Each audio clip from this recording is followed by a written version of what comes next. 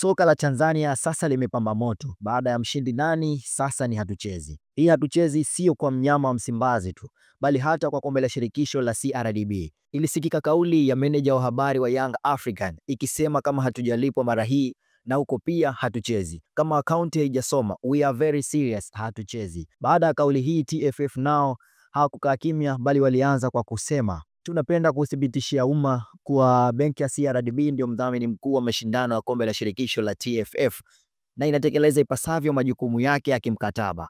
Kwa msimu wa 2023-2024 wa mashindano ya kombe la shirikisho la benki ya CRDB, benki hiyo ililipa fedha zote za kimkataba milioni 255 kwa ajili ya uendeshaji wa mashindano hayo. Tumemsikia meneja habari wa mawasiliano wa Young African kupitia vyombo vya habari akidai kuwa klabu yao inadai milioni 200 ambayo ni zawadi ya ubingwa wa kombe la shirikisho la benki ya CRDB.